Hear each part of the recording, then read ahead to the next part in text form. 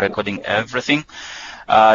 This is because there are those that may not necessarily have the chance to join today, but they can definitely follow the proceedings of this webinar at a later stage, either viewing through this particular feed altogether and also maybe listening to everything that transpired on this webinar at this particular moment.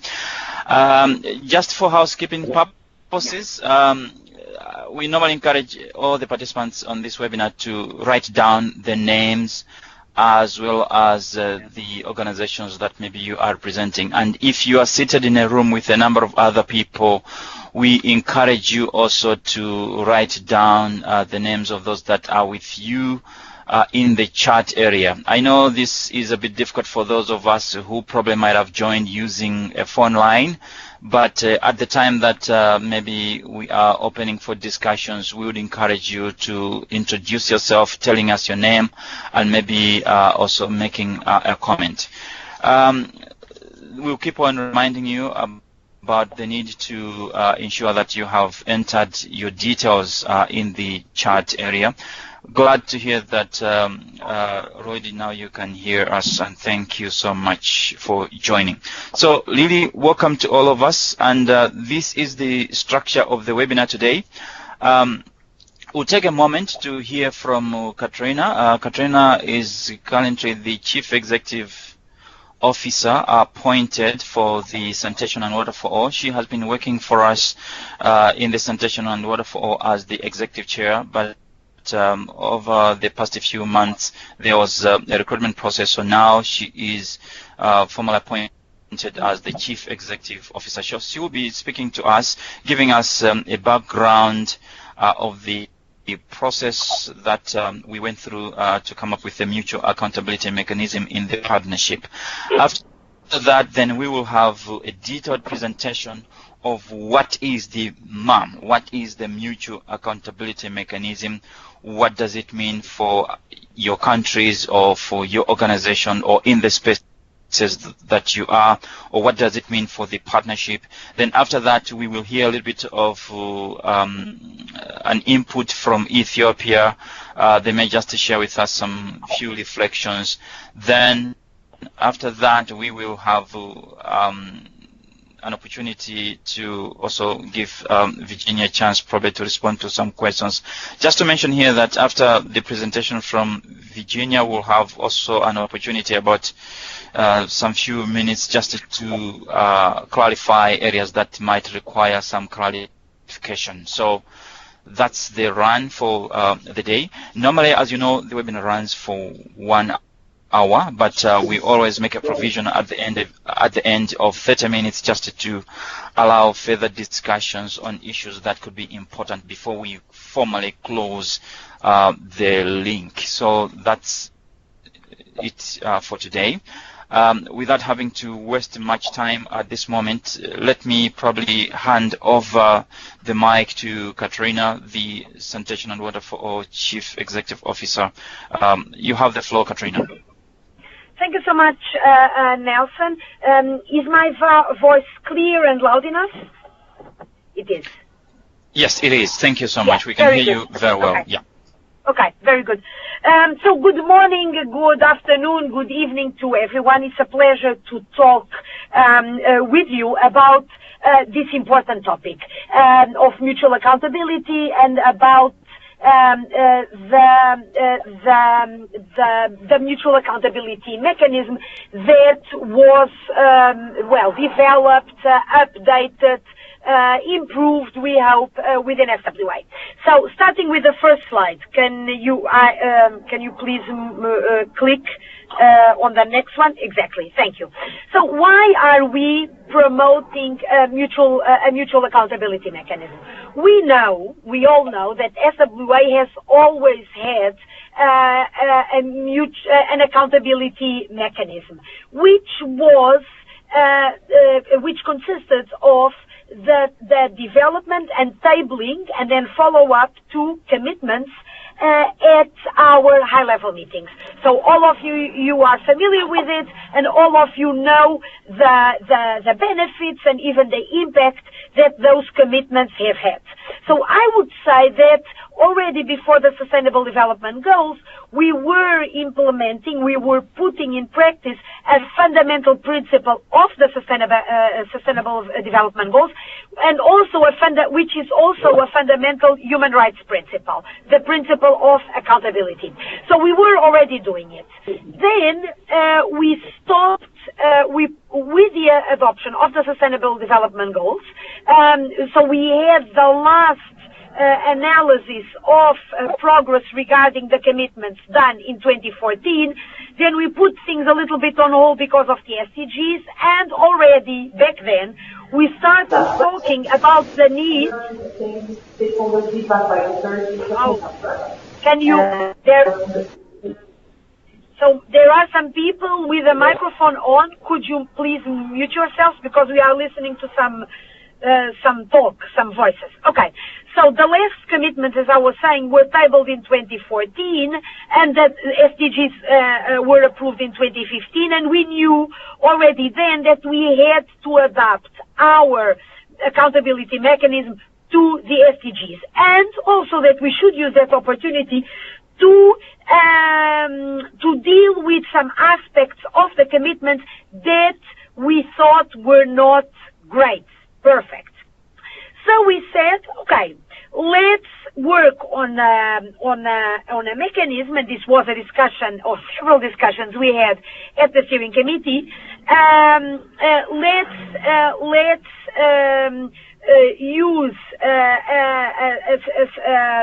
Let's work on a mechanism that will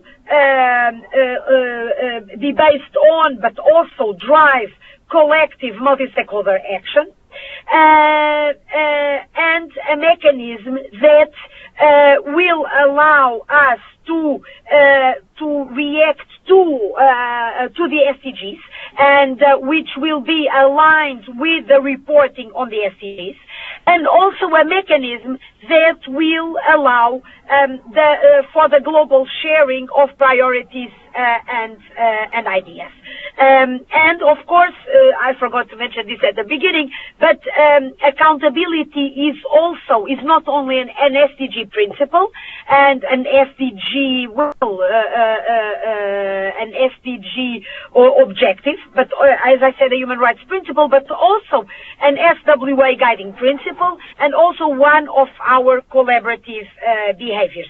And as you see in green, so you see the bullets below reflect our collaborative behaviors, and the third collaborative behavior in green relates to the need to use one informational and mutual accountability platform. Next slide, please. So this is the first time I think we are sharing, at least explicitly, our framework. You might know, and many of you who were already with SWA at the time your organizations or countries joined the partnership, you might recall that when you ask to join SWA as a partner, you must declare that you will abide by our guiding principles. We tried to clean up the document and get rid of redundancies and overlaps, and came up with these 7 guiding principles that you see in blue, in this logo, in these icons in blue. So the values that our partners that we have in common and that guide our actions are the ones that you see here. Multi-stakeholder efforts, sustainability of service and actions, leaving no one behind, transparency, and, as we were saying already before, accountability, evidence-based decision-making, the human rights to water and sanitation, and international collaboration and aid effectiveness. These are the values that guide us. Then we also have the collaborative behaviors, how that tells us how partners work together to put in place the building blocks that we will discuss later. So these are the four bullets that you see here, and then the building blocks, which are the what. what partners are jointly putting in place in order to achieve efficiency in the sector, an effective sector. And these are policies and strategies for the sector, institutional arrangements, sector financing, the planning, the monitoring and review, which again is also linked with accountability and capacity development. And all of these three pillars, the principles, the behaviors and the blocks, they are all linked with and anchored in an accountability mechanism, which, as you can see in the slide, is a joint initiative grounding the framework in specific, measurable, attainable, relevant, and timely actions. And, of course, the MAM, as we call it, the Mutual Accountability Mechanism, aims at reinforcing multi-stakeholder decision-making and mutual accountability among all the partners at the different levels. At the global level, of course, but first and foremost at the national level, but also at the regional level. Next slide, please. Now, what are the differences between our old accountability mechanism, or the commitments process, and the MAM? Let's call it MAM, the Mutual Accountability Mechanism. So, as you all know, the previous commitments process, which we had between 2010 and 2016, why do we refer to 2016? Because the last commitments were tabled in 2014, and our last report on the implementation of the commitments was published in 2016.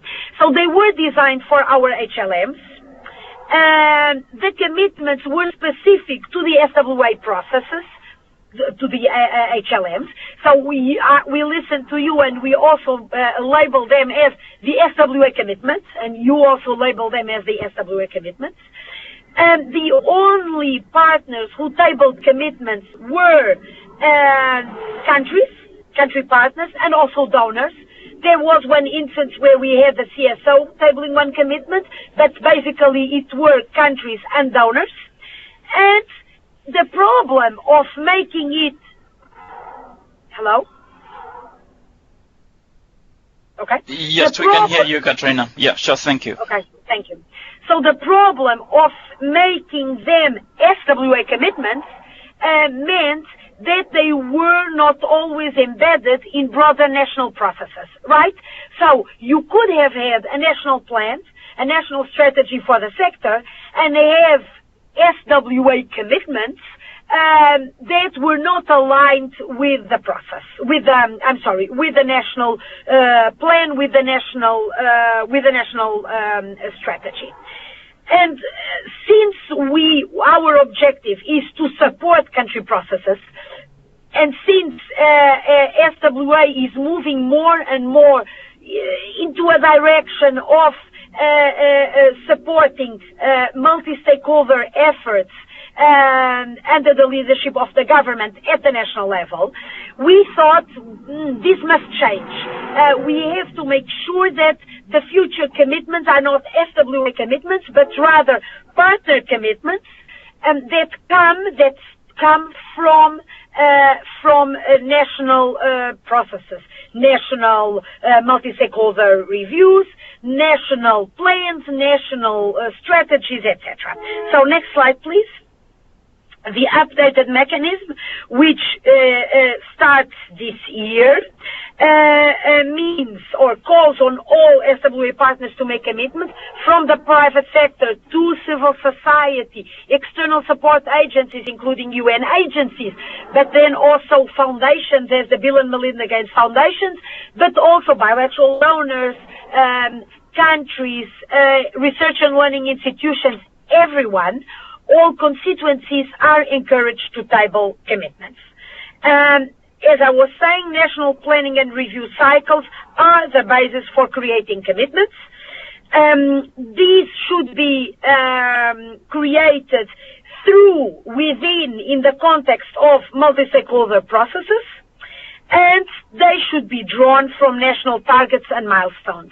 We know the extremely heavy burden on governments to report to different instances, to the UN, to regional organizations, to draft national strategies, and we don't want a bigger dispersion of effort. We want governments or other partners to look at the national strategies or plans and say, look, these are the 2-3 essential commitments that we draw from our national strategy, national plan, and that we want to table and be held accountable for at the next SWA sector ministers meeting. So I will stop here, and I will pass on the floor to my colleagues to continue. Thank you so much. Many thanks, Katrina. If it was in a formal meeting, and I'd have said a big hand to Katrina for this presentation. And I think in this presentation, within the few moments, you've been able to tell us why is SWA promoting the MAM, and that's one. And secondly, you have also shared with us the grounds or how the MAM is grounding the work on the results framework. But more importantly, you have emphasized how the MAM is different from the previous set of commitments, and also what the MAM is trying to represent, at least in the new set of commitments for SWA.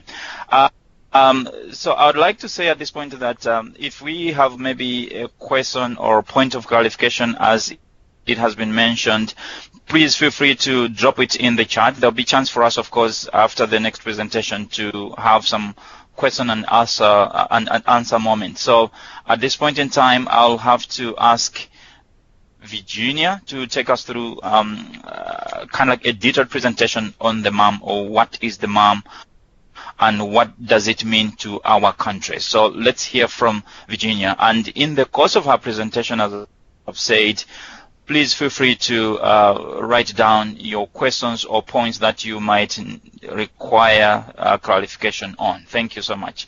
Over to you, Virginia. Thank you very much, Nelson. This is Virginia Ruth. I am a consultant with the SWA Secretariat, and I'm really very happy to be joining this webinar and walking through how we see the mutual accountability mechanism being implemented by SWA partners, by the countries that are partners of SWA, as well as all partners that are in those countries. So, as Katerina was saying, this is not just an accountability mechanism for our country partners, but it's for all SWA partners. So that means research and learning, private sector, CSOs, and also the external support agencies. And so this is a great moment, I think, where we're sharing our ideas of how we can see this happening. And so I'll just talk you through very briefly as possible, how we see this happening, and I look forward to your questions, your comments, and your thoughts about this. So as Katerina has also said, one of the most important aspects of the new form of accountability within SWA is that it has to be very much tied to country, national planning and review processes. We really think it's important to be supporting those processes and not to be creating a new and separate accountability process. So we are looking at how countries are working with their multi-stakeholder processes to develop their own 3 to 5 year plans where they have their own targets and milestones, which are probably working towards the SDGs. I think most countries are now have the SDGs as a main goal, and so are developing their national plans and processes based on what they want to achieve for the SDGs. So as countries are developing those targets and milestones, those plans, those policies, through a multi-stakeholder process, what we are suggesting is that governments then choose 2 or 3 country-level commitments that they are prepared to bring to the global level in order for that to become what is presented at SWA. And ideally, those commitments that they choose from their existing targets they'll be ambitious, they'll be challenging, but they'll be realistic. And as far as possible, they'll meet the request to be SMART, which is specific, measurable, attainable, relevant, and time-bound. They will, in the process of choosing those commitments, set a timeline for achieving those commitments. And as it's done in a multi-stakeholder process, all different SWA constituencies will be involved in working with the government to decide on what those commitments are. As a second step, each constituency or partner beyond the government partners will contribute commitments, discuss commitments that are relevant to themselves, to the work that they do within their constituency, and which contribute to meeting the government commitment. What we would like to see is that multinational state partners such as UNICEF, such as WaterAid, will contribute and join in making a national commitment for their constituency within a country, and that they can also make at their own global level a commitment that they also bring to the table at the next sector ministers meeting. So this slide helps to show how we foresee the national processes and their guiding how the SWA Mutual Accountability Mechanism is how the national processes guide how the SWA Mutual Accountability Mechanism works. So as you can see along the top line, we have the national processes, we have the assessment and analysis, and we recommend using some of these tools such as a washbat, GLASS, collaborative behaviors profiles. I think many of you will know what those are.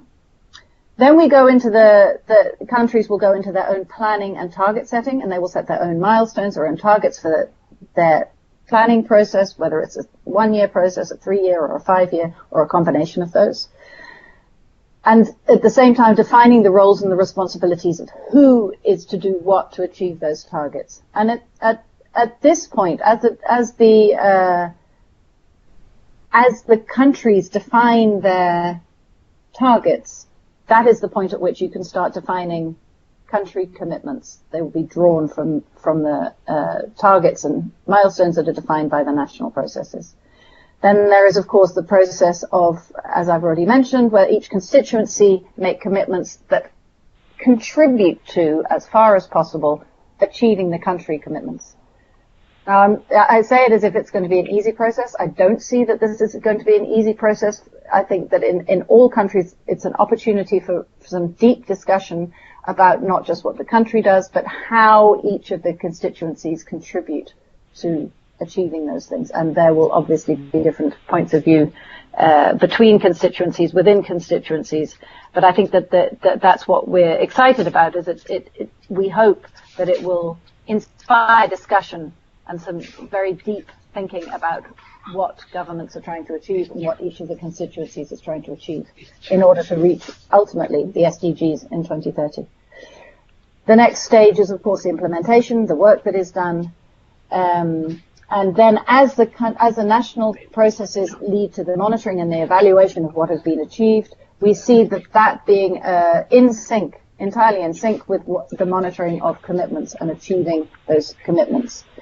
And then from that, of course, there will be an assessment and analysis, again, learning from what has been achieved, what has been difficult, where the successes have been, and at the same time reporting on the commitments in the same way as reporting on the targets and milestones that have been set by the national processes. So this slide is very much about showing how the Mutual Accountability Mechanism ties in with the national process.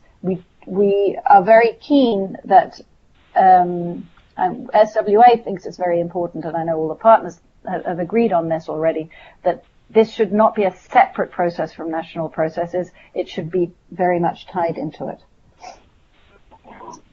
So here I just want to go through a very quick example of just to show how the commitments tie in together. This is just an idea. This is just a sample. It's one thought. We just illustrative. So please bear with me while I go through it. So, for example, if a national government decides through their multi-stakeholder processes that the commitment that they want to bring to SWA is specifically about the development of a rural national sanitation strategy, targeting the poorest districts by a certain date, that is the national commitment. Then each of the other constituencies will try to make a commitment that is relevant to their constituency and which contributes to the national government commitment. So in the first case, we have donor commitments or external organizations' commitments, and that is, in this case, because of the work that they do on providing financing or providing other support towards a country, they might be about aligning funding and priorities to the strategy and target their financing to the poorest districts. So that would be their support, would be to make sure that their funding is supporting the government rural sanitation strategy. A civil society commitment might be specifically where they are working with the poorest and hardest to reach individuals and groups. Then they would identify approaches that will support government in achieving their commitment of targeting the poorest districts. The research and learning institutions commitment might be about research into other countries' sanitation strategies and make relevant proposals to support the government. And the final one is a private sector commitment, again, relevant to the work that they do within the private sector. It's about engagement with government in outlining the role and responsibility, what the private sector can do towards helping the government achieve their commitment. So that's, in brief, that's one example of a possible national government commitment and how constituencies can contribute to that. And then how will commitments be reviewed? I touched on this earlier. The commitments will be reviewed as part of their national multi-stakeholder processes. All stakeholders should be able to comment on progress. So the reporting is not just coming from government, but it's coming from all constituencies. And there are several national and regional monitoring processes such as JMP and GLASS and the collaborative behaviors country profiles that can support countries in reviewing their commitments, alongside, as they will be doing anyway, their own milestones and targets. How will the mutual accountability mechanism be reported? So what we envisage is having on the SWA website, as was the case previously with the commitments, the country commitments and all SWA partner commitments will be uploaded online, and there will be a searchable database of all of the commitments, and likewise the opportunity for partners to comment on them and to report on them. The exact details of that we are still working on, but we hope to be able to launch something in the next few months to demonstrate how this will work. And then there will be an actual global mutual accountability report, as we had with the commitments report, every 3 years. So what happens at the global level? How are these commitments going to be shared among the globally so that people can comment on them? We plan to have the commitments presented at the global high-level meetings, and their sector ministers' meetings are now taking place every 18 months. This will also provide an opportunity for external support agencies to make their global commitments, and at the same time as presenting commitments, partners can report back on commitments they have made previously.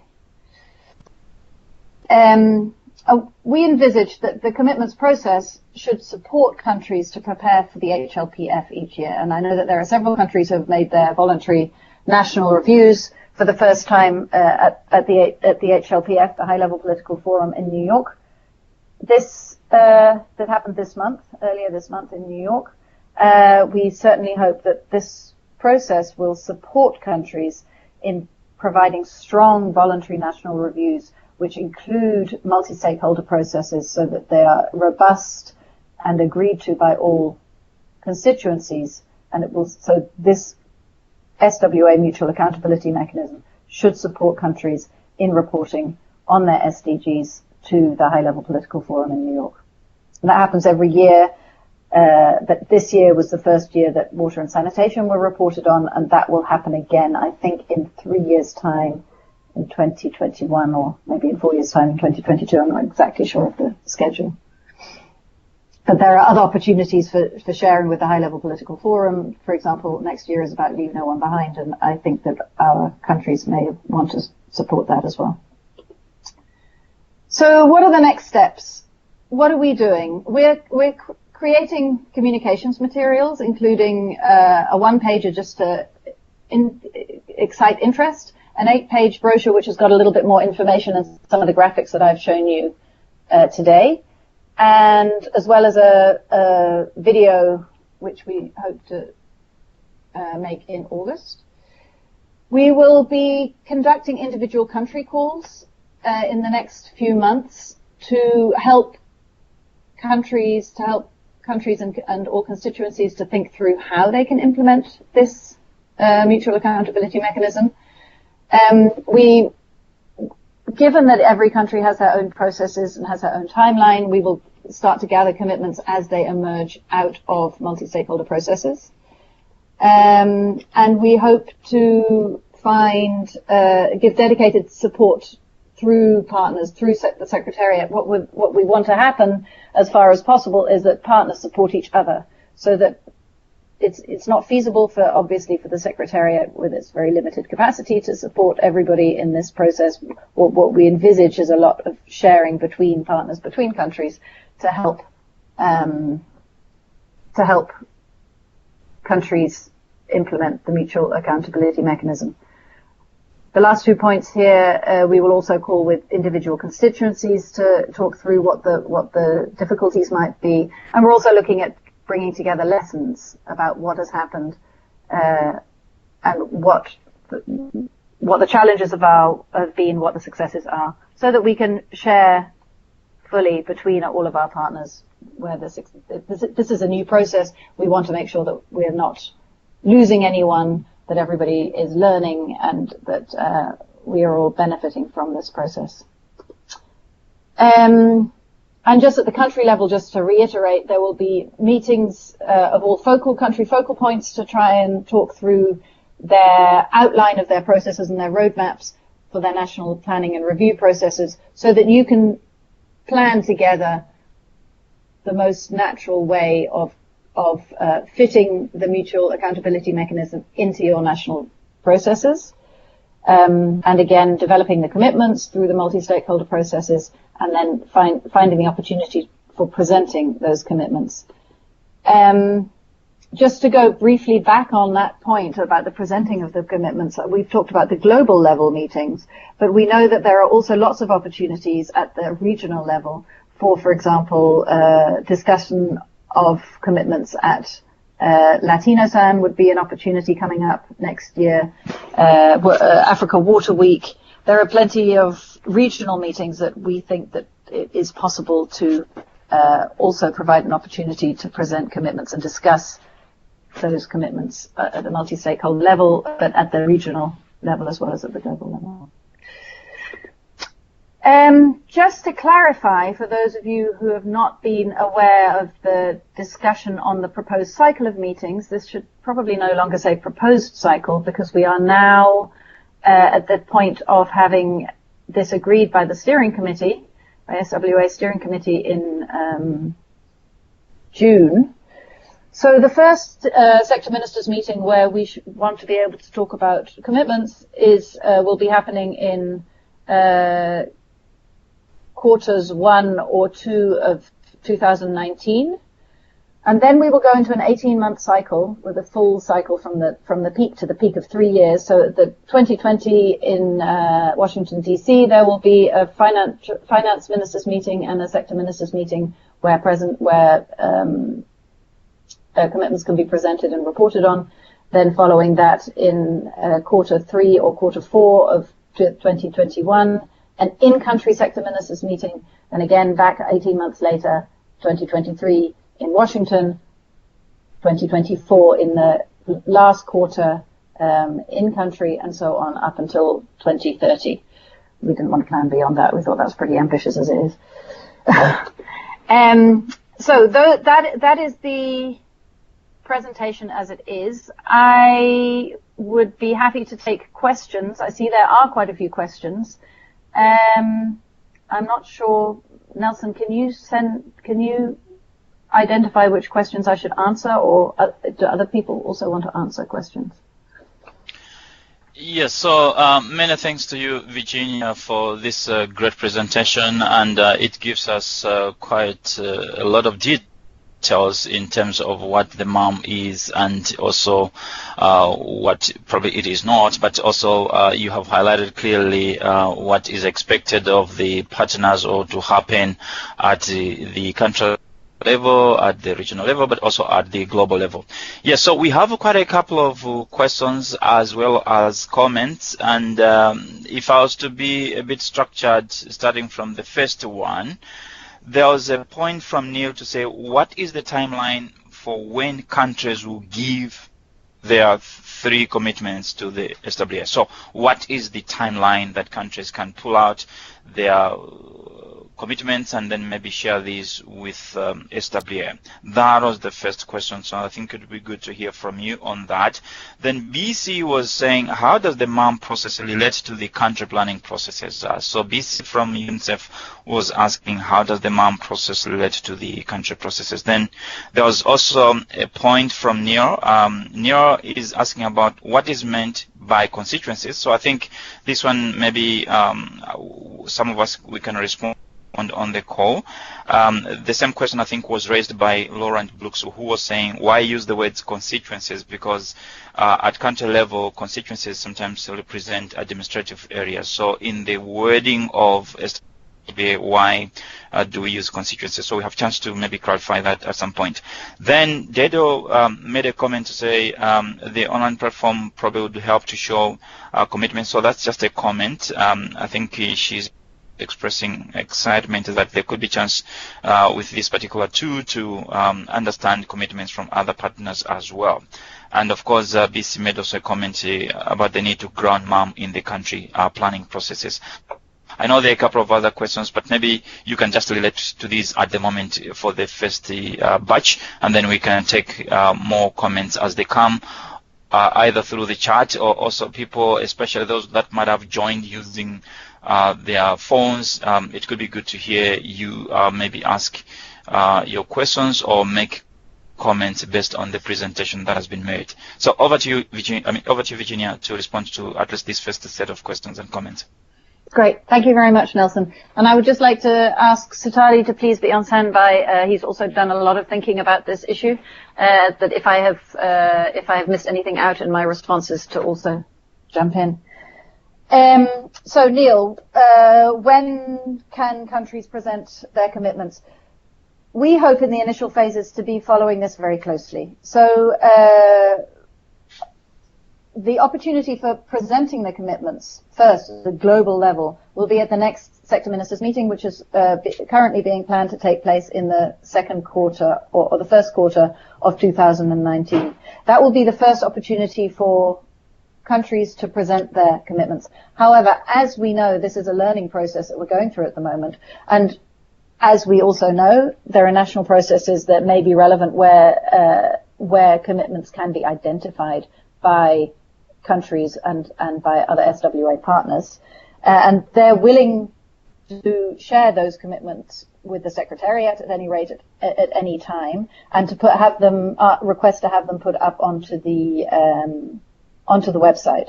So it's a very good question. As I've already said, we are trying to make sure that this mutual accountability mechanism fits into the country processes. The country processes may not be at the right moment for developing commitments by the first or second quarter of 2019. So I think that is that also has to be borne in mind. But there will be, as I say, there'll be a website available to upload commitments. There will be opportunities at the regional level, and the first main opportunity will be at the sector ministers meeting. But in the meantime, we are happy to discuss and to engage with countries and other SWA partners on their commitments as they develop them, and see how we can support the process. BC, you had a question about how these fits in with country planning processes.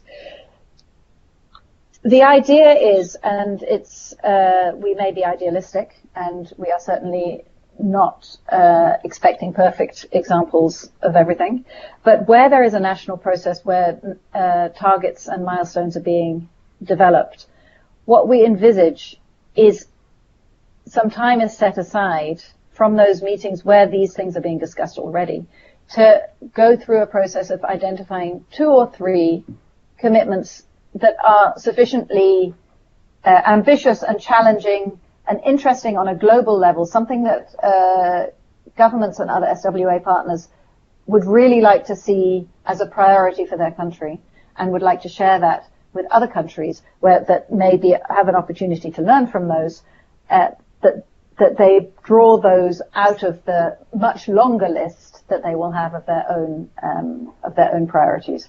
So it's a question of using the national processes to then develop 2 or 3 commitments that are that could be universally interesting for other countries.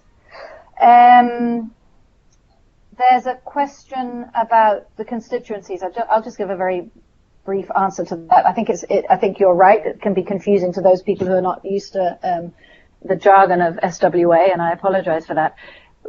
In the terms that we're using it here, and I agree we can also have discussions about changing that, a constituency refers to a particular group within SWA, a grouping of partners. So there's the country constituencies, there's the civil society constituency, there's private sector constituency, research and learning constituency, and the external support agency constituency. I absolutely agree with you. It can be confusing compared to other language where constituency is used perhaps in an electoral sense. I know that that's how it's used in England, for example. You live in a particular constituency. So it's a geographical area rather than a partner grouping. I hope that clarifies that, and thanks for noting the confusion that can arise, and we'll try and make sure we use better language. Okay. Many thanks, Virginia. Just maybe to add a little bit more on the constituency language. So, just as you have said, Virginia, in the setup of the Sanitation and Water for All partnership, we have 5 constituencies. So you have mentioned them, including the civil society, external support agencies, the civil society, external support agencies, research and learning institutions. We also have the private sector and of course the governments. And from these constituencies, usually we also have representatives that are elected to be in the steering committee of the Sanitation and Water for All. So probably in that particular case, one would say that we use also these constituencies as maybe it would be the case in an administrative arrangement, and then we draw the representation in the steering committee from these 5 different constituencies. I think just to add that a little bit. But then there are a couple of other points and questions that emerged. I know that we also have to listen to a reflection or a country perspective from Ethiopia, but maybe before we do that, there was a question here about whether the civil society would be invited. That was from Donat, and your is also articulating some kind of maybe something to take into consideration. It's more of a comment to say there's always an assumption that there is an inclusive engagement platform at country level, but in most cases this is not the case. So engagement platforms may not be as inclusive at country level, and we just have to look at how to promote inclusive engagement platforms. The same comment was repeated by Kiriga, who said we didn't need to have inclusive national processes. This is quite critical if we are to be, I think, successful. Then Chizom is from Nigeria with the team there. She's asking, is there a limit to the number of commitments countries can submit? And when will this be done? I think maybe you may want to reflect on that as I also go down the the chat area just to see if there are other questions that we can respond, while we also have our colleagues in Ethiopia preparing to take the mic to share a country perspective, which may help us to probably understand some of these issues and how we can relate with it at country level. Virginia, over to you. Sorry, I didn't catch that question exactly. Yeah. So there is a question from Oguchukwu Chizom in Nigeria. Is there a limit to the number of commitments countries can submit? Oh, okay. Sorry. I would say, and we've discussed this at some length, because in the previous commitments process, countries were free to provide as many commitments as they chose, and we had some countries giving one commitment and other countries giving up to 22 commitments. I think what we have discussed within SWA, within the partnership, for those discussing this issue in detail, is we would like to see it limited to 3 or 4, so that countries are really looking at those commitments that they are most keen to prioritize. So it's a question of setting priorities. These are the 3 or 4 areas that we absolutely, in the next 2 or 3 years, want to achieve, and this is what we're committing to that. As not just as the country, not just as a government, but as all of the different partners working within a country. So our idea is to really limit it in order to focus attention and priorities on those organizations. Yeah.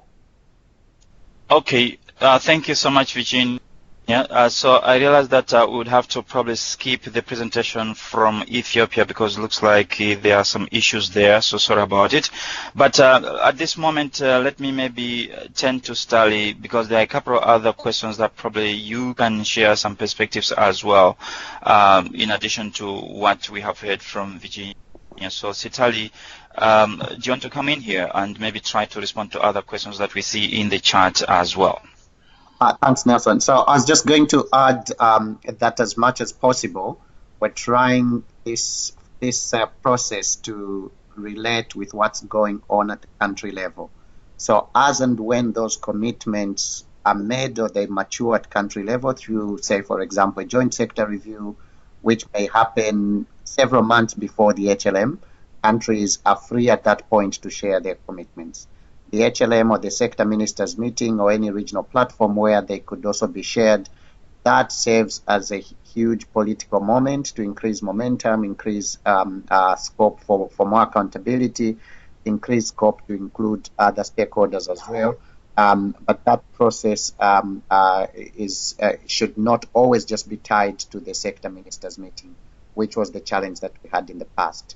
As we just heard now, one of our colleagues from Ethiopia is online, and they can talk to how they have just recently finished their multi-stakeholder forum, and out of that process, some undertakings have been made. At this point, they could more or less share with SWA after they've gone through a process, thinking through which ones of those commitments they might want to share. And then at the HLM, that's the moment for sharing experiences and lessons, and also for looking back at some of those areas where there are significant bottlenecks. One other point that I wanted to highlight is regarding the number of commitments. As Virginia says, I think we want to keep these to a number that's first of all, they have to be smart, but also we want to make sure that in the past, the experience we had was that countries used to send a lot of commitments, and some of those were not very aligned, they were not very smart. So we want to make sure that we could more or less sort of have some level of focus in terms of what the commitments look like. I think I could end here, and I see that I think the issue of constituencies, we could come back to that in that we are working through the process of updating focal points at country level. And as my colleagues have already said, SWA has got 5 constituencies, and we're trying to make sure that where partners are present from each of these constituencies at country level, that we could have a focal point from each of those groups. And that will help to provide more information and get more conversations there. I think the point about having more inclusive processes at country level it needs to be re-emphasized, In fact, if that is not the case in any particular country now, it could even emerge as a commitment that perhaps within the next year, the country wants to develop a platform that's inclusive, that looks at sector issues in a strategic and systematic manner. So that could also be an example of what a type of commitment could be like if it is about strengthening sector participation, coordination, or developing a systematic process for planning and reviewing sector progress. I can end here just to say that we got a note also that we've got Abera on the phone, who is in Ethiopia, and he could speak to just the process that they have gone through recently and share some perspectives from there. If that's okay, Nelson.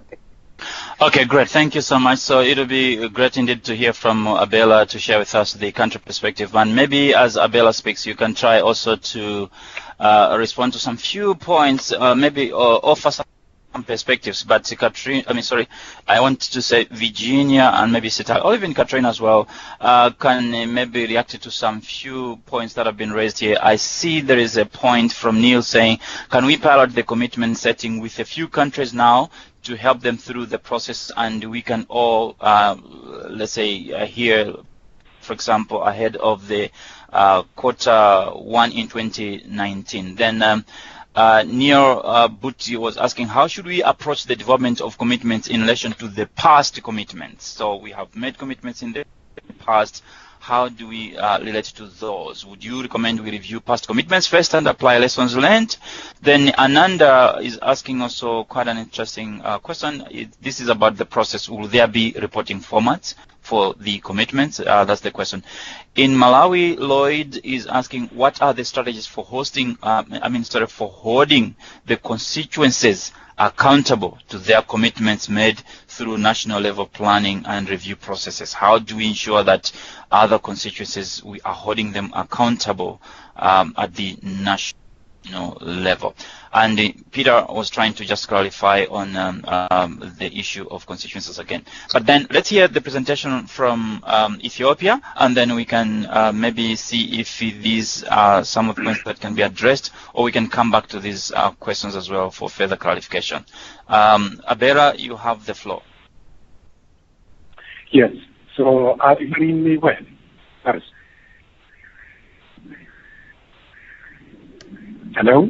Yes, we can hear you. Maybe you can say a little bit more about yourself as well for those others who may not know you very well, but we can hear you very well. Thank you.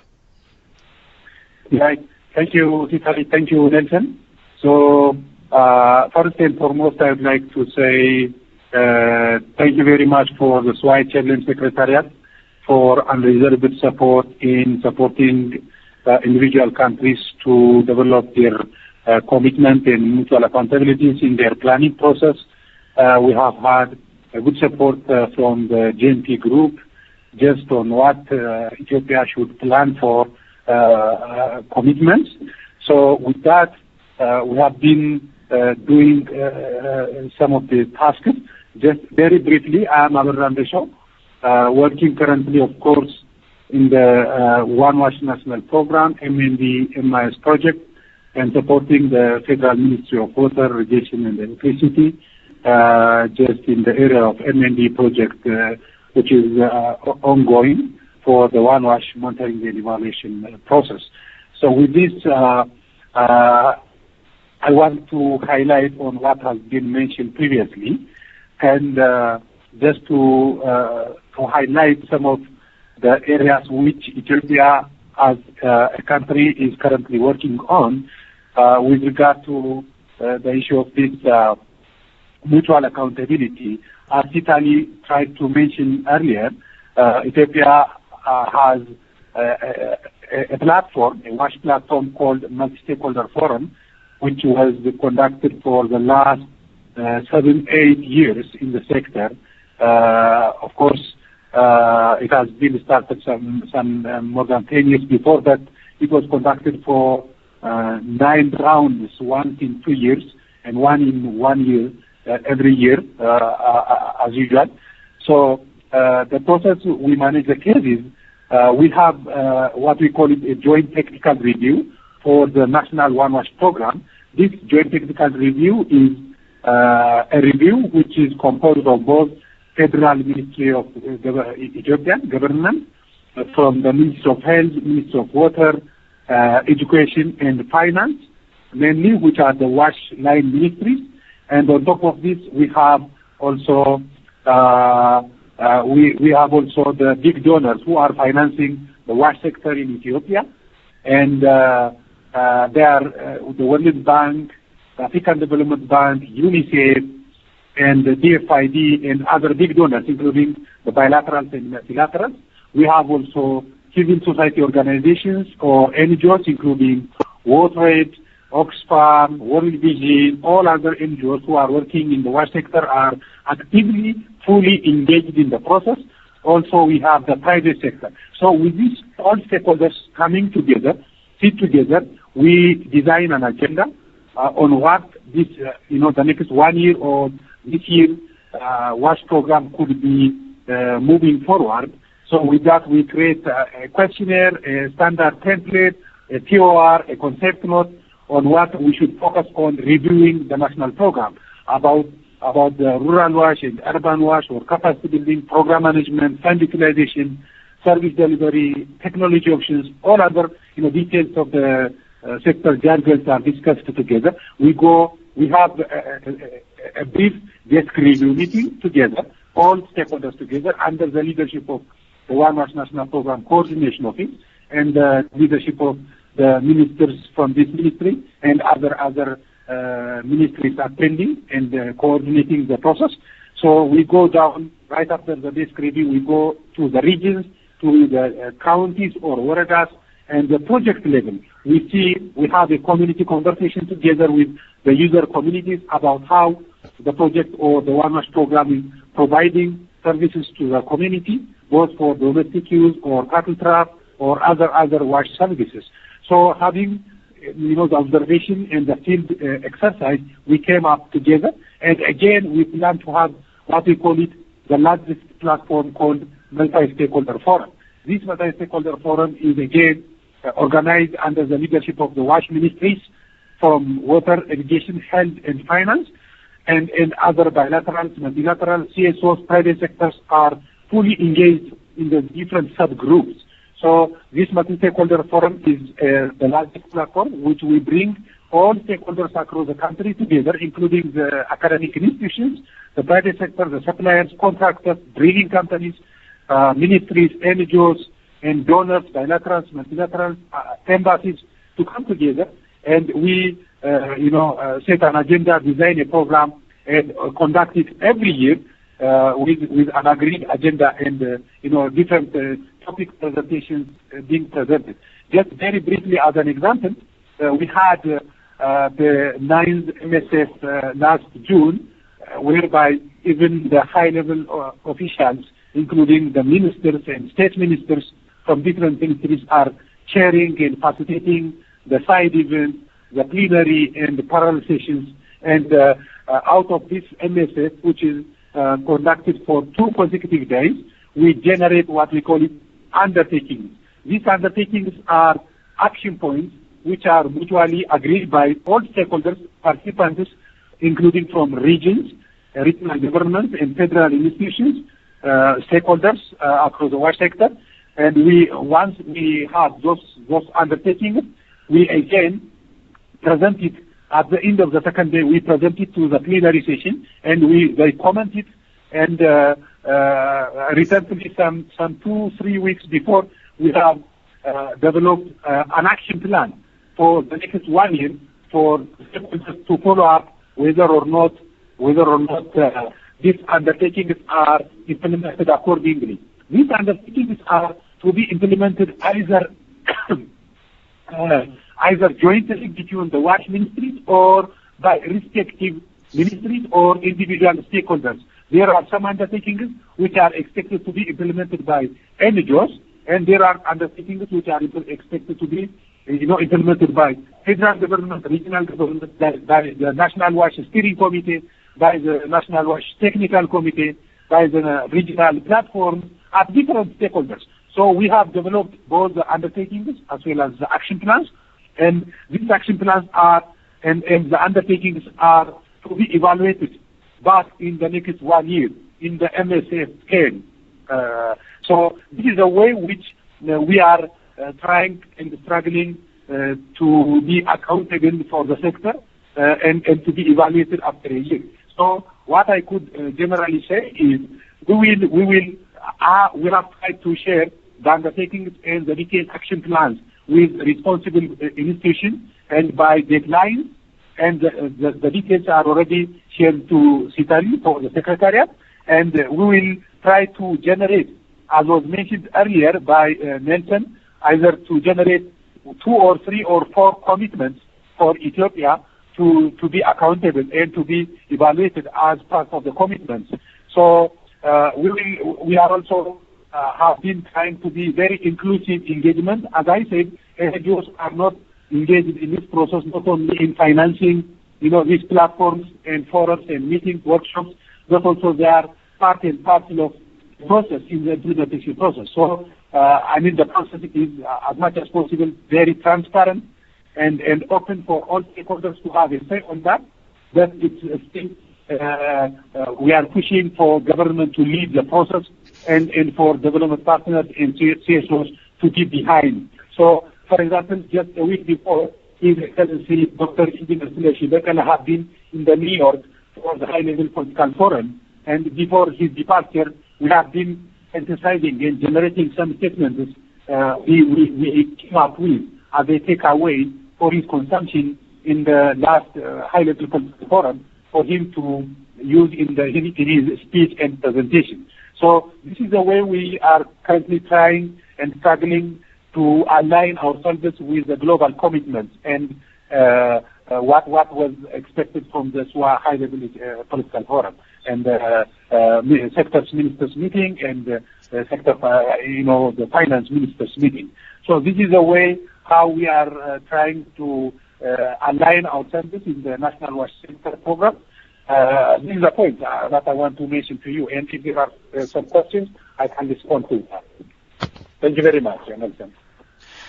Great. Many thanks, Bella, for this presentation and sharing the Ethiopian experience, especially with the country-level processes. You've shared about the One Wash program, and also you've shared with us about the coordination processes, and the point that you've raised about the MAT stakeholder forum is even interesting, and it's truly a MAT stakeholder hearing from what you have presented. And then you have also articulated about the need to link the local government level, the provincial level, but also at the national level, and which culminates into the MAT stakeholder forum with different ministries, external support agencies, embassies, international agencies like NGOs, and also the private sector are being involved. That's quite interesting.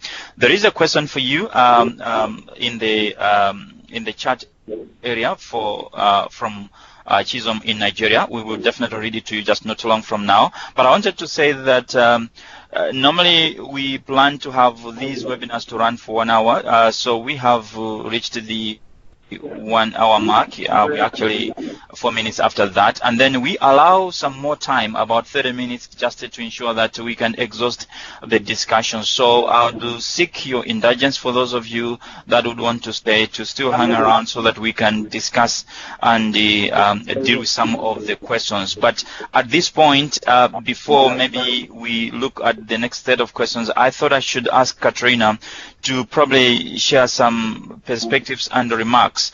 And maybe as you do that, Katrina, if you can also reflect on the question from Malawi. They are asking, how does the SWA Global Secretariat plan to ensure that partners that have signed on or that are members of the SWA partnership or partners within the SWA partnership who are actually involved at the global level and also at the national level, how to ensure that they are actively engaged, especially at the national level? Because he says sometimes we find that partners that are active at the global level are not as active at the national level, especially the external support agencies. So, Katrina, maybe it could be good to hear from you, and then we'll get back to continue with the conversation. But I thought this could be a good moment to come back to you. Nelson, sorry. Obviously, this is not the voice of Katarina. Katarina she's had to drop out because she's working. She's sort of trying to resolve her visa, to get her visa for her to relocate to the US. So at the moment, she's not on the call, but she might be able to join some time back. We're thinking that she would be able to do that by now. So I think for now we could proceed, and then as soon as she's back on the call, then we can.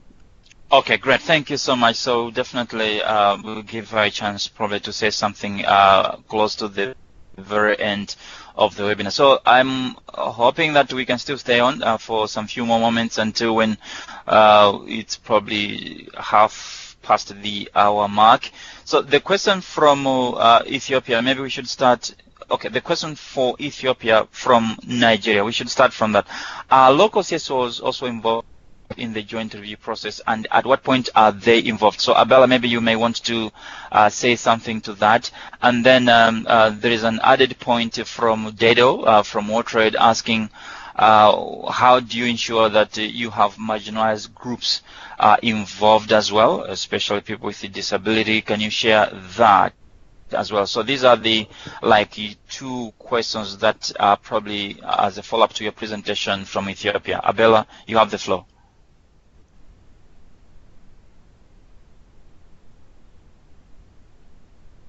We cannot hear you, Abella, so we don't know whether there is an issue again with your audio system.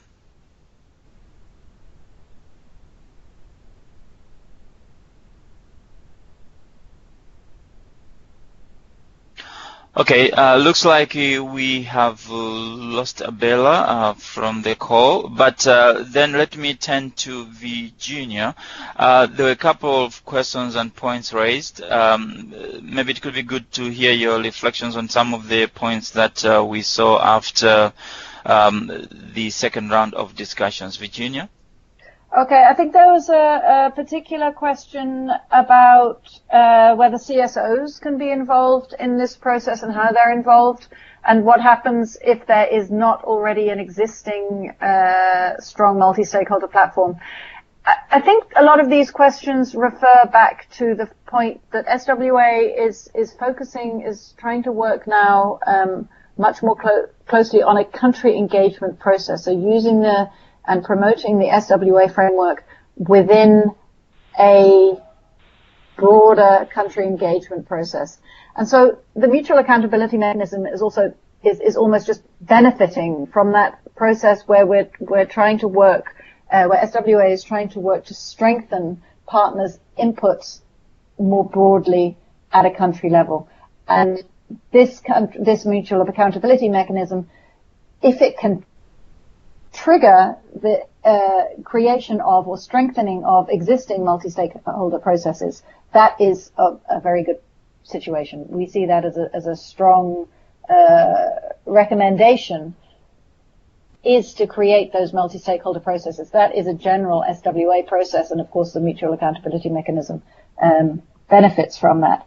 I think that there was another question that was also very interesting about how to hold all constituencies to account for the commitments that they're making. And again, that's the important point about having instigating these multi-stakeholder processes, these discussions that are between all stakeholders. And I think that the Ethiopia example gave a very good idea of how they move from the local to the regional to the global, and of course back in the other direction as well. So making sure that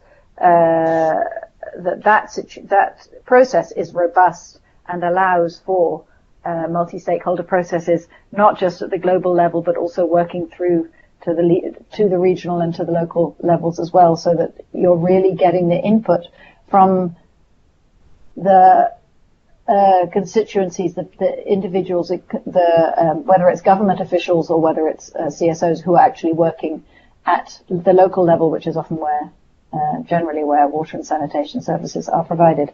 So, yes, this push for the mutual accountability mechanism is part of a much broader push by the SWA partnership to focus on country engagement processes and ensuring that multi-stakeholder processes are part of all national processes. I'm wondering. and through that multi-stakeholder process, that is how all constituencies, all partners are held account. They have to report to those multi-stakeholder platforms and be prepared to defend the work that they have done and to share lessons, etc. Is there another question? Sorry, I'm just looking through them again. I think that was the main two that I wanted to report on, to respond to. Okay, great. Thank you so much, Virginia. And this is great hearing from you again, and especially responding to some of those questions. So yes, I think I am agreeing with Neil. There was a comment area on the participation or involvement of the CSOs in Ethiopia. We wanted to hear from Abela himself just to respond clearly to these questions. But of course, he mentioned that they definitely involve the CSOs. In the processes. I think what maybe the question was, how do they ensure that there is at least the involvement of the marginalized groups as well? So I'm hoping that probably we could hear back from Abela at some point just to articulate a little bit more on this particular comment. And then Katrina, when you were silently away, we had a comment here from one of the participants on the call asking how do we ensure that partners that are active at the global level but also at the national level, how do we ensure that they are really engaged in the processes at the national level? Because there is an observation that most of them, sometimes they don't necessarily seem to be quite active and engaged in national processes, especially the external support agencies. So the question was, what sort of strategy has the Secretariat got to deal with this as well? And I thought maybe in your response you'd want probably to share a little bit more about the role of the regional coordinators that will be coming up. But in general, we thought we could be at a stage where it could be good to hear from you again, and maybe your perspectives and reflections, and again try to respond to this particular question from Malawi. So over to you, Katrina.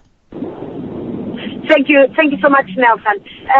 So I think this is an issue, the issue of having partners who are deeply involved in the partnership at the global level, but then who don't make sure that this type of involvement trickles down or is visible at the national level. I think it's a real problem that we have.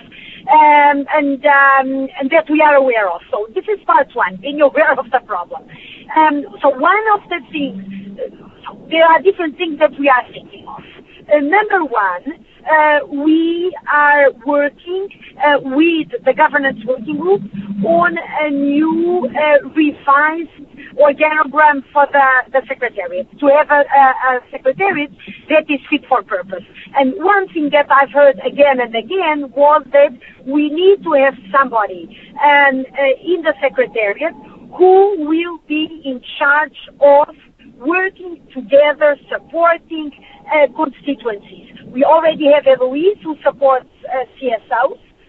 We will have, and I will talk about it later, people working with the country governments, with the national government, and now we need somebody who devotes his or her time to support the research and learning, the private sector, but also the external support agencies.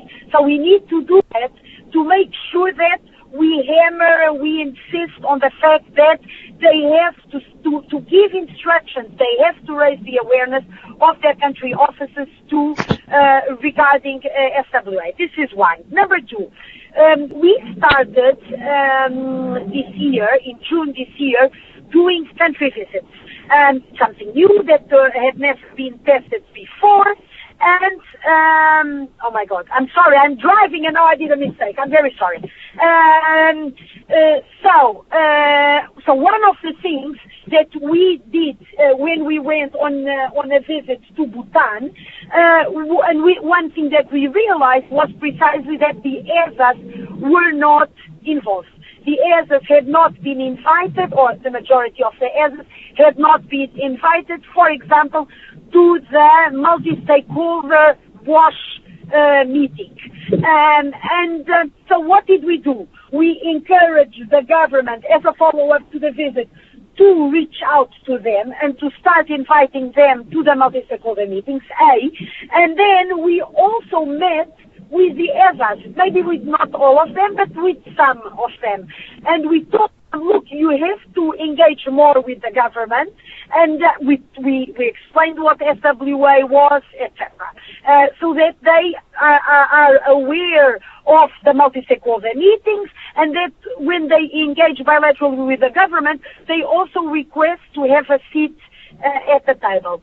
Thirdly, and as Nelson was mentioning, the steering committee decided that for us to be able to have a greater impact at country level, we should have a regional presence, which does not mean, which means, I will say what it means, which means that we will have regional coordinators, one in Asia, one in Africa, one in Latin America to begin with. And what will they do?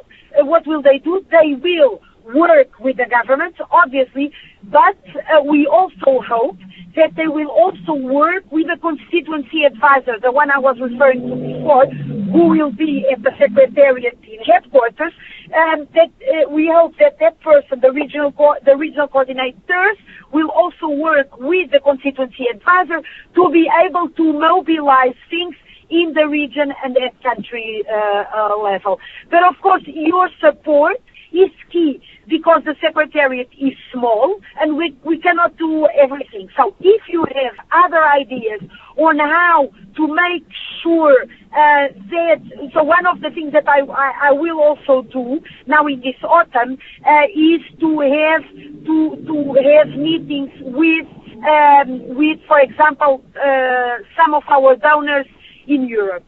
And of course, I'm going to do fundraising, but I want to ask for more. I want to ask for political support at the global level, at the regional level, but also at the national level. And I think for you to be a partner, you have to do more than just. I'm not saying that the money is not good. You of course, the financial support is key for us to survive, but we want more. And I think that it is through this process of deepening, as Virginia was saying, the country engagement, that we are also realizing what is not working at country level and where we can play a more important role. And when I say we, I mean the partners with the support of the Secretariat.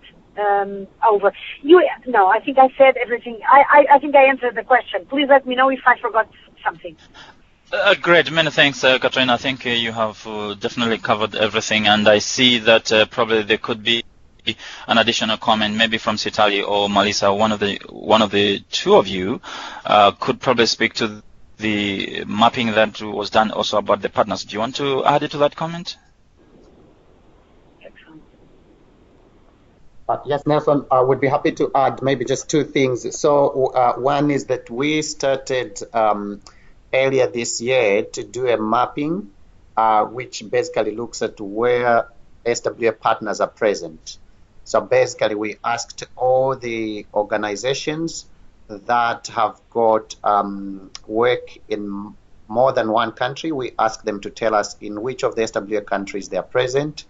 And then we also asked the countries to reflect to us which of the partners they are aware of, they are aware that those partners are in their countries. This is a process that's ongoing. We've received so far responses from about between 40 to 45 agencies. We've kept this process open, so we'll keep reaching out to external support agencies. The benefit to countries is that if you are not sure which of the SWA partners are in your country, let us know, and we'll give you the list that we have at the moment. And as we keep updating that, we can share that with you. And we've already seen in a few places where there was some information that was missing, and then we provided that, and it can be helpful. So that's one. The second thing is that this is a great question from Malawi.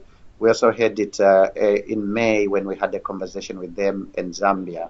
I had focal points from Zambia. So basically what we're intending to do is to organize a course specifically for the external support agencies and possibly the other constituencies to also speak more about the mutual accountability mechanism so they can understand it better and they can prepare on how to engage at the national level, but as well as at the global level.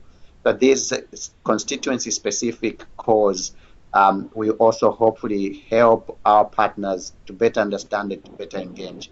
But we're so grateful that this question has come up because it's a big issue, and this is sort of in addition to Rena's remarks. Thank you. Okay, great. Thank you so much, Stali, for that addition. And I was also just going back to the charts and see if there are other questions that probably we might not have addressed. So there is one question that I've identified from Neil. He is saying, can we pilot the commitment setting with a few countries now? And this would help probably through the process. So I think maybe, Virginia, you would want to share a little bit what we have in terms of plans for kind of like piloting, but yeah, others, they don't like the word piloting. But maybe, sorry, Virginia, you would want to say something here. Yes, hi, thanks, Nelson. I think that's a very good idea, Neil, and we are looking at learning from particular countries as they go through this process. We're identifying exactly how we will manage that. However, having said that, we want all countries and all SWA partners to engage in this process. So we would like lessons from all countries as they start to work through this. But yes, we will be perhaps following or contacting countries and looking more closely at the processes that they're following and the challenges that they're having. For example, learning from, as Ethiopia has just helped us this afternoon, because or this morning or this evening, wherever you are. I think that it is going to be in the eating that this pudding is going to be proved. So we have to, a lot of the questions that you have, I think, will be questions and concerns that will be resolved through going through the process. And I don't think that there's any replacement for that. Each country will have to bite the bullet and try and see what happens when they enter the process. But yes, specific lessons we hope to be able to share with other countries, with all between countries, and also obviously, as I think I said before, not just through the Secretariat, but we would like to connect countries with partner countries so that they can learn together, both to alleviate the stresses on the SWA Secretariat, but also because it may be a more effective way of learning is actually to hold hands with another partner, with another country partner, and learn from the process that each are following. Thank you. Great. And as I said, colleagues on the call, so we are using the last few minutes just to ensure that we have a better grounding on most of the issues, and we definitely will be closing this particular webinar pretty soon. So if you have questions or points that you want to raise, or even comments, feel free to send them in the chat area. And if you joined the call but you didn't maybe share with us your name and maybe a bit of more details of where you are, please do so before you log off to just share with us those particular details, because we need that at the time that we are compiling maybe a report. And also it's important if we want to follow up with you on some of the things that you might have raised in this particular call. Now, there is a question from Muchanyara, and I think this one is maybe for all of us. Any incentives that may compel national governments to be engaged in this MAM? That's the question that Muchanyara is asking all of us. And it could be good if we can hear also from Muchanyara if you have any thoughts and reflections on this particular point that you have raised. I'm also trying to make sure that those who have joined on the call have the opportunity also to probably ask questions or make their comments. So let us know if you would want to say something or give a comment, especially those that cannot see the chat area, but you are on the call listening in to this particular webinar. Let's return to you, maybe Virginia, on the question from Muchanyara, or is it Sitali maybe?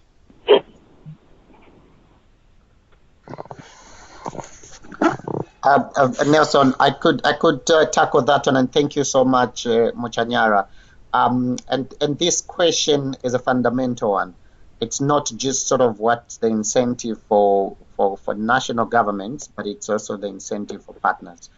the Mutual Accountability Mechanism sets off from the foundation that partners agree on the values of the partnership, and that is why they join the partnership. One of these values is to be able to account to each other, but that accountability itself is not just for accountability's sake. It's not just for its main objective is not punitive. It is to take stock of progress, learn where there are challenges, figure out where bottlenecks exist, and be able to move progress forward.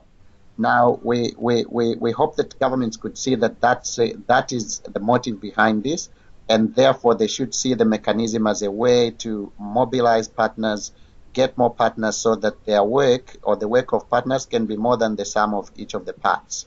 And we hope that can be seen as the reason for the departure from the system of the past, which was a system where only governments made commitments and none of the other partners made commitments. So the motivation here now is that you are, in fact, for governments, they are in fact now having the ability to bring all the partners to the table and be able to ask concretely what is it that we're each putting on the table to achieve the priorities and targets that we have set. There's only 12 years now, maybe less than that, before we hit the SDG targets, and therefore getting sort of this action partners is where we think that the mutual accountability comes in to drive progress, to create the multi-stakeholder engagement, to be able to strengthen mechanisms for reporting and transparency, and that in itself can also create momentum towards a sense of a movement to achieve the targets that the sector has set. Thank you. Great. Thank you so much, Sitali. And as you were giving us these reflections on this particular fundamental question, I saw Neil also writing some comments and emphasizing that it is the responsibility definitely of all of us within the SWA and the members to make ourselves relevant to national government. There was also a comment from Anims also saying would be interesting to hear what sort of incentives countries think could generate and sustain interest in this particular process. I think that's another reflection we got. Can I say something, Katarina? Yes, Katarina, go ahead, please. I'm sorry, I don't want to interrupt you. I just wanted to compliment, to say something in addition to what Sitali said. I also think, that I think that the national multi-stakeholder processes, in the context of which the commitments will be defined and agreed, will also provide an opportunity to ensure follow-up to those commitments, right? So it will also be an opportunity to assess why the government and other partners have not managed to have success in the implementation of a commitment. So instead of, like Sitali was saying, instead of making it a punitive mechanism, it will be a mechanism for learning. So for exchange, for identification of problems, bottlenecks, and reasons of lack of progress. And this can also lead then, and the same will happen at SWA's high-level meetings. Because if we identify a certain issue as being a common problem or a common bottleneck for many countries, we can devote a ministerial discussion to that issue. We can devote a panel discussion to that issue. And this will also, I think this will help governments to improve their performance in that area. But it will also raise a red flag, for example, to donors who will understand, wow, this is an issue. Maybe this is an issue that we should be supporting more, and these are countries that we should be supporting more. This can give ideas also to the private sector, and this can give ideas to the to civil society, etc., research and learning, etc. So I think it can be a vehicle of progress and of increased support and increased attention to countries. Over. Thank you. Great. Many thanks, Katrina, for those additional comments on this particular point. And I think it's great to also see another comment from South Sudan, from Peter Mahar. He's mentioning that the motive is that the governments are tasked to deliver services to their population, and that they really behind, and that they rally behind the government, and supporting the mom will definitely help the governments themselves. So definitely this is just in addition to the comments that have been raised, that it's governments themselves which stand to benefit, especially from the MAM processes. So we have now hit the 1.5 hour mark in this particular call, and I think it's time maybe for us to begin to wrap up. First, we'd like to really thank Katrina for opening the call, and we heard quite a comprehensive presentation from Virginia. We had a reflection or country perspective from Ethiopia, and quite a number of issues that we have covered in the discussions area. At this point, I think maybe we can hear some closing remarks from Katrina if there are no further comments or questions. However, since Katrina just finished talking, I'd like to see if we can give floor a little bit to Peter Mahar, just to say something in relation to what you see the huge benefits of the MAM in relation to the point that you mentioned just here. Peter Mahar, would you have a minute to say something?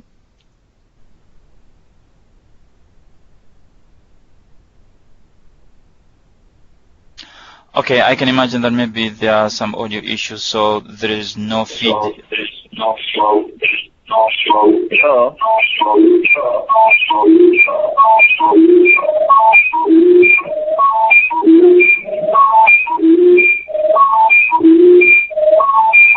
Sorry about that. I think we'll try to mute that mic. Looks like it didn't help in terms of conveying the message that we wanted, so apologies for that. But anyway, so we have come, I think, more or less like to the end of the call, and I think it could be good at this point in time to hear some closing remarks or parting shots from Katrina. Katrina, over to you to dismiss us. Thank you so much, Nelson, and thanks everyone. I don't want to be long.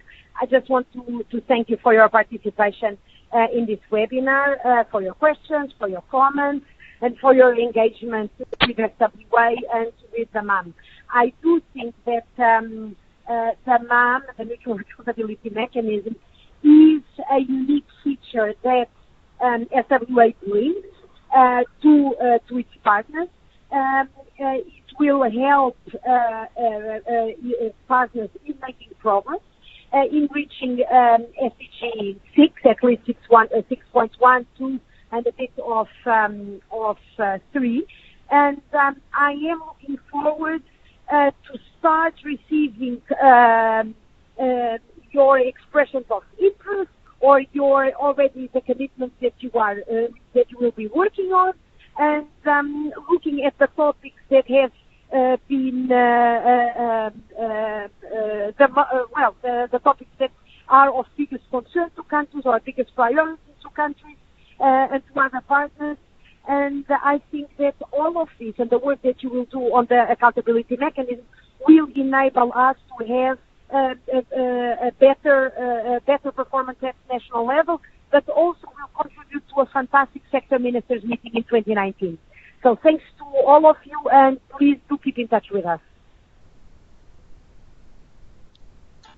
Thank you, Katrina, and you have definitely spoken so well, and maybe appreciating the participation of all of us on this particular call today. And it's been great to hear all these reflections and the comments. So we hope we'll be coming back to some of the comments. I think Muchanyara made a small comment at the end of the call today. I would imagine that it could be good, Muchanyara, for us to probably engage in a bilateral conversations with you. But going forward, we will share this presentation that we went through today, and we'll also share the recording of this particular webinar.